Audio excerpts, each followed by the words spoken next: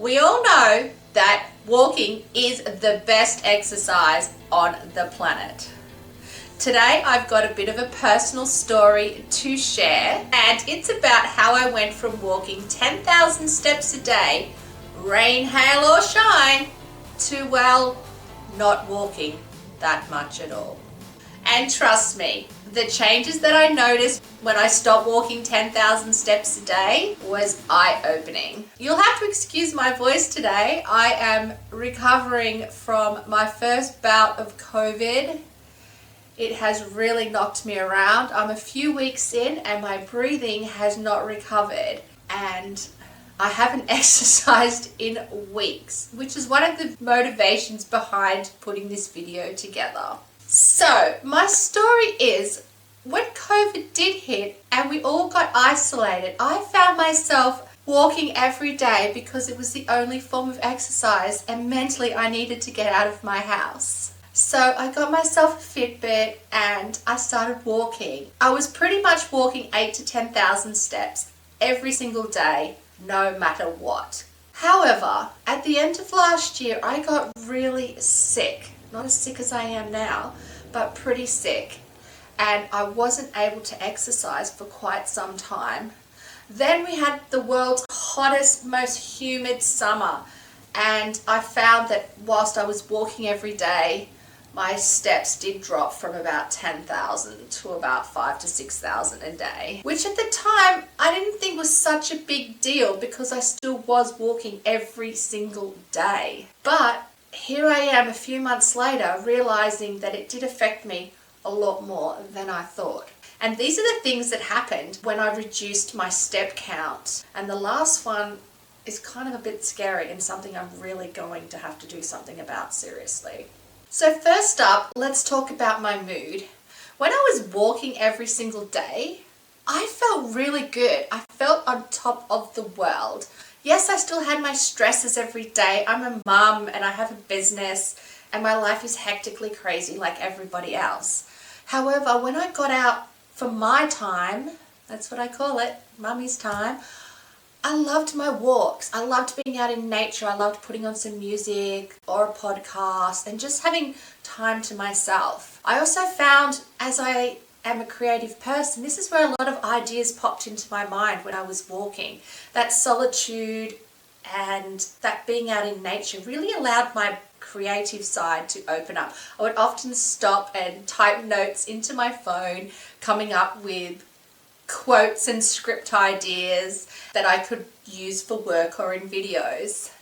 So when I wasn't walking, I really found myself getting quite tense and stressed, and by the end of the day I was finding myself like a little more agitated than normal, and I was just finding a little bit harder to tap into my creative side. That was definitely something that was noticeable when I wasn't spending as much time on my own outdoors walking. The second thing that I noticed is that it did affect my sleep. I mean, I'm already a chronic insomniac. I have trouble falling asleep and I have trouble staying asleep. Me and sleep, we're not friends. But I do find that when I wasn't walking as much, I didn't have that initial exhaustion or even that need to lie down and rest my body as much. And I found myself a lot more restless in my sleep than normal, if that's even possible. I think that when you do reduce your exercise, you really do miss out on some of those exercise-induced Zs that help you sleep. The third thing that I really noticed was that over a period of months, my strength, my stamina and endurance definitely all plummeted. I wouldn't say that I all of a sudden became unfit. I just felt that I didn't feel as fit as before. Yes, I could still walk, and if I went for a walk with a friend for a couple of hours, yes, I could do it. But I did find that overall, I just didn't feel as strong and as fit when I went for long walks. I was actually surprised how quick my endurance and stamina actually did begin to diminish just by cutting back 4,000 steps a day. Obviously, those extra steps a day were very good for me, and my body was missing the exercise. Another thing that I found was that overall I felt that I had lost muscle tone and definition. I definitely noticed some of the shape in my legs and in my calves. They weren't what they used to be. Yes, they're still there because I'm walking every day, but I just felt like the muscle definition had dropped off a little bit. And oh my God, that is something I want to get back, especially as I live in a warm climate. Our legs are always on display. I was also surprised about how it affected my flexibility and overall feeling in my body. Overall, I felt a bit stiffer. My back would sort of ache a little bit more. I was a lot more restless. And, oh, there goes my voice again.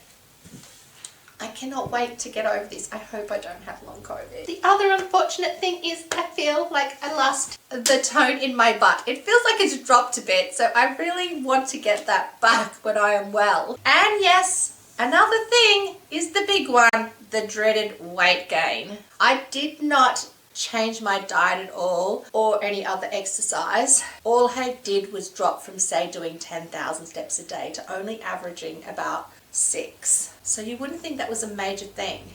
But I definitely did put on, over a period of about 5 months, about 2.5 kilos. Now that might not seem a lot to you, but for me, my weight has maintained for at least 10 years on the same diet and exercise plan. I'm not perfect, but I'm balanced and I managed just to maintain my weight. Sure, I'd love to drop, 10 to 15 pounds. Who wouldn't? But, I like my wine and my pizza, and I cannot live on some strict keto diet. That's just not in my blood. To me, that's not living. I know other people might argue about that, but to me, I like a bit of everything and just try to say yes and no to the right things and make good decisions every day. But that's me. Basically, this works because by dropping about 4,000 steps a day, I was not burning an extra couple of 100 calories a day. Now, that doesn't seem a lot, but every single day over a week, that could add up anywhere from 1,500 to 2,000 calories over a week. Now, you start adding that up over 16 weeks or 20 weeks, all of a sudden you are looking at something like extra 35 to 40,000 calories that I did not burn over that period. 7,000 calories equals 1 kilo of fat. So that's how quickly you can start putting on weight just by cutting back on walking without changing your diet. So it's not like I've started eating and putting on weight. I just was walking less. That simple. It goes to show how important it is and how big a difference it can make with weight loss and weight maintenance. The last major thing that I noticed, I do own a BMI scale, which can actually show you your bone density,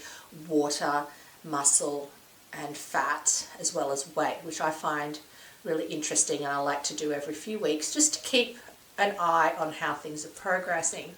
I hadn't done the bone density scan in quite some time, and I was really shocked when I hopped on the scales just recently and realized that my bone density mass had dropped from 2.2 kilos, which has been my whole adult life that I can remember, down to 2.1.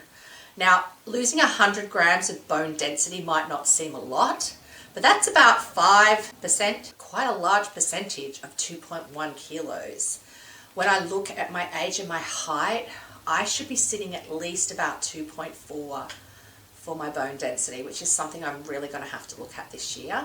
But yeah, it's kind of scary to think, because if you lose bone density, your chances in later years of having accidents and hip breakages are much higher.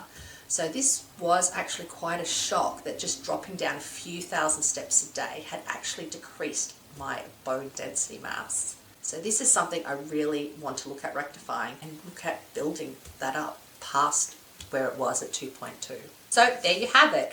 They are the main things that I discovered when I did something as simple as dropping from 10,000 to 6,000 average steps a day. It is a bit of an eye-opener when you sit back and look at it and say, yes, this did happen, and that's how much it has changed me. If you have had COVID or long COVID, I would love to hear how you found your recovery and if you got back into exercise, because at the moment I feel like I'm never going to get well. However, my next plan is to get over this virus and get back to my 10,000 steps. So stay tuned for my journey over the next few weeks, and let's see if we can get back to where I was. Thanks for tuning in, and I hope you have a wonderful day.